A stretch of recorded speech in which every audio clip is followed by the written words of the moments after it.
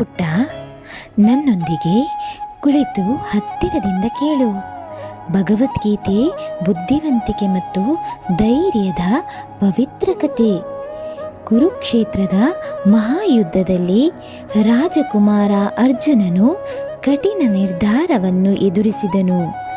ತನ್ನ ಸ್ವಂತ ಸಂಬಂಧಿಕರ ವಿರುದ್ಧ ಹೋರಾಡಲು ಅಥವಾ ತನ್ನ ಕರ್ತವ್ಯವನ್ನು ತ್ಯಜಿಸಲು.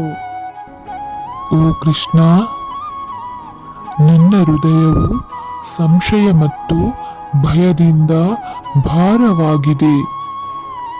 ಅರ್ಜುನ, ಭಯಪಡಬೇಡ.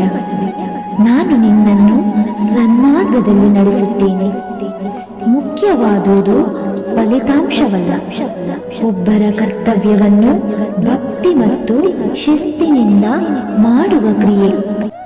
ಧನ್ಯವಾದ ಕೃಷ್ಣ. ನಿನ್ನ ಮಾತುಗಳು ನನ್ನ ಹಣೆ ಬರಹವನ್ನು ಎದುರಿಸುವ ಶಕ್ತಿಯನ್ನು ನೀಡಿದೆ.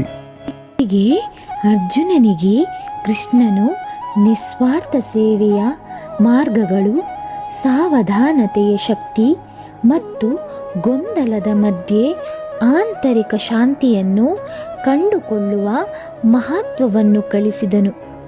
ಇದೇ ಭಗವದ್ಗೀತೆಯ ಸಾರವಾಗಿದೆ. ಈ ಭಗವದ್ಗೀತೆಯ ಬುದ್ಧಿವಂತಿಕೆಯು ಜೀವನದ ಮೂಲಕ ನಿಮ್ಮ ಸ್ವಂತ ಪ್ರಯಾಣದಲ್ಲಿ ನಿಮಗೆ ಮಾರ್ಗದರ್ಶನ ನೀಡಲಿ. ಪುಟ್ಟ, ಈಗ ನೀನು ಮಲಗು. ಭಗವದ್ಗೀತೆಯ ಜ್ಞಾನ ಸದಾ ನಿಮ್ಮೊಂದಿಗಿರಲಿ. ಅಜ್ಜಿ, ಭಗವದ್ಗೀತೆಯ ಬುದ್ಧಿವಂತಿಕೆಯು ನಮಗೆಲ್ಲರಿಗೂ ಸ್ಫೂರ್ತಿ ನೀಡಲಿ. ವೀಕ್ಷಕರೇ, ಈ ವಿಡಿಯೋ ನಮ್ಮ ಚಾನೆಲ್ನಲ್ಲಿ ಪ್ರತಿ ಗುರುವಾರ ಪ್ರಕಟವಾಗುವ ಮಕ್ಕಳ ಭಗವದ್ಗೀತೆಗೆ ಸಂಬಂಧಪಟ್ಟಿದ್ದಾಗಿದೆ. ಈಗಿನ ಕಾಲದ ಮಕ್ಕಳಿಗೆ ಭಗವದ್ಗೀತೆಯ ಸಾರವನ್ನು ತಿಳಿಸಲು ನಾನು ಇಷ್ಟಪಡುತ್ತೇನೆ.